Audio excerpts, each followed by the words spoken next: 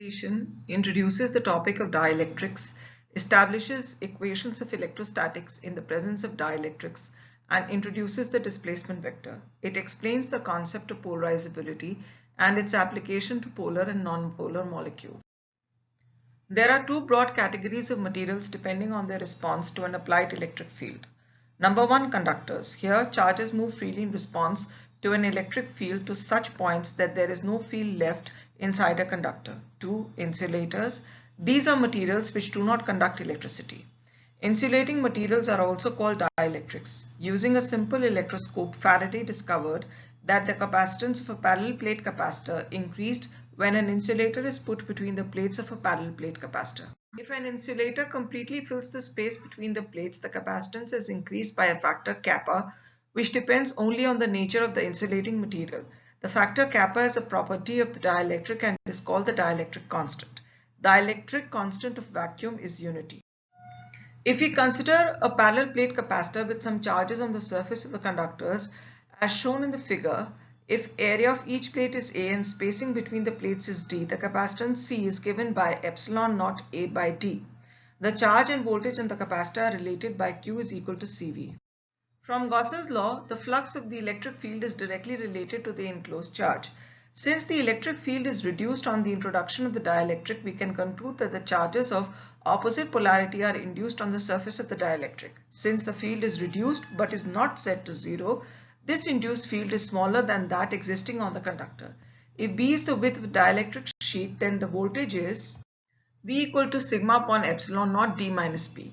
Hence, C comes out to be equal to epsilon naught upon D open brackets 1 minus B upon D into A. The capacitance is increased by a factor which depends upon B upon D, the proportion of volume occupied by the conductor. The polarization vector P. Consider a free atom. The charge distribution is such that the dipole moment in the absence of an electric field vanishes. The center of positive charge due to protons in the nucleus coincides exactly with the center of the negative charge due to the electron distribution. Let us now consider that this atom is placed in a static homogeneous external field E.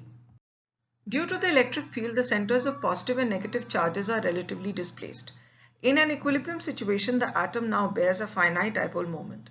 At the instant of application of the external field, the electrons of the atom are attracted to the positive end of the field, while the nucleus to the negative end. However, attractive force between the electrons and nucleus prevents the atom from tearing apart completely. Consequently, an equilibrium situation is reached, resulting in the atom now possessing a finite dipole moment. We can safely assume that if the field is not too enormous, the amount of induced dipole moment will be proportional to the applied field. Now, suppose in each atom the charges Q are separated by a distance delta, so that Q delta represents the dipole moment per atom. If there are n atoms per unit volume, then the dipole moment per unit volume is given by NQ delta. This dipole moment per unit volume is represented by a vector P. So P is equal to NQ delta. In general, P will vary from place to place in the dielectric. At any point in the material, P is proportional to E. For a parallel plate capacitor, suppose P is uniform. So we need to look at what happens at the surfaces. At one surface, the negative charge, that is the electrons, have effectively moved out a distance delta, and at the other surface they have moved in, leaving a positive charge effectively out a distance delta. Hence, we have a surface charge density which we call the polarization. This charge can be calculated as follows.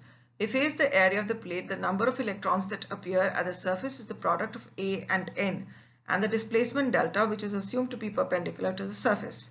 The total charge is obtained by multiplying with the electronic charge QE. To get the surface density of polarization charge induced on the surface, we divide by A. The magnitude of the surface charge density then is sigma pole equal to NQE delta, but this is just equal to the magnitude P of the polarization vector. Therefore, sigma pole is equal to P. Let this dielectric slab of material be placed inside a parallel plate capacitor. Then the plates of the capacitor have a surface charge. Let us indicate this by sigma free. It is important to remember that sigma pole exists only because of sigma free. Consider a Gaussian surface S. The electric field is given by the charge enclosed by S divided by area of S divided by epsilon naught. So E is equal to sigma free minus sigma pole upon epsilon naught. which means that E is equal to sigma free minus P, the polarization vector magnitude, upon epsilon naught. P we know is proportional to E, so P is equal to chi epsilon naught E. The constant of proportionality is chi. Epsilon naught enters the equation because we are working in SI units. Chi is known as the electric susceptibility of the dielectric. So E is equal to sigma free upon epsilon naught minus chi E. E is equal to sigma free upon epsilon naught 1 upon 1 plus chi. The voltage V is equal to ED, which is equal to sigma free upon epsilon naught D upon 1 plus chi. So C is equal to epsilon naught A upon D 1 plus chi, which is equal to kappa epsilon naught A upon D, where we have put kappa equal to 1 plus chi. So far we have assumed the polarization to be uniform everywhere.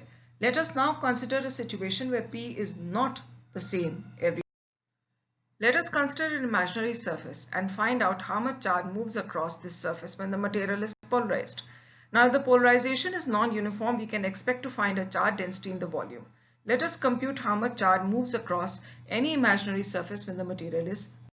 The amount of charge that goes across a surface is just P times the surface area, if the polarization is normal to the surface.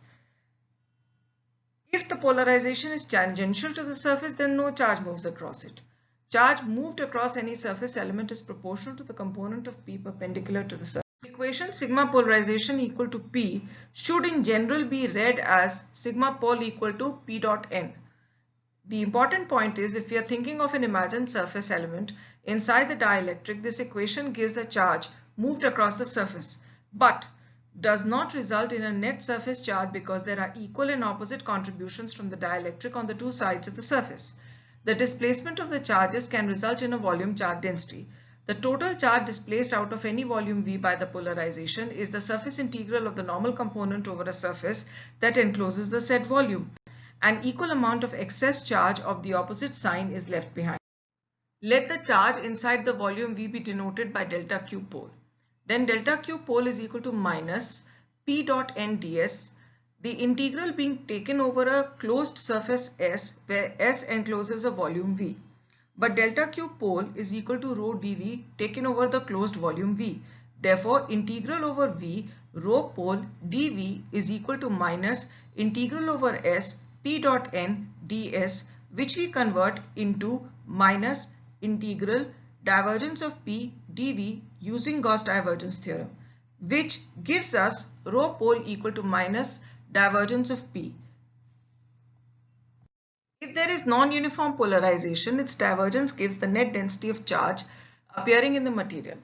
The Gauss's law of electrostatics in differential form is divergence of E is equal to rho upon epsilon naught, where rho represents the volume density of all electrical charges. In the present case, it is convenient to separate rho into two parts. Rho pole represents the charges due to non-uniform polarization, and rho free represents the remaining charges. Then divergence of E is equal to rho free plus rho pole upon epsilon naught. But rho pole is minus divergence of P. Therefore, divergence of E is equal to rho free minus divergence of P upon epsilon. Or divergence of 1 plus chi E is equal to divergence of kappa E, which is equal to rho free upon epsilon naught. These are the equations of electrostatics with dielectrics. Please note that kappa has not been taken out of the divergence sign because kappa may not be the same everywhere. The vector D, or the displacement vector. If kappa is the same everywhere, it can be factored out. Then the equations are just those with electrostatics.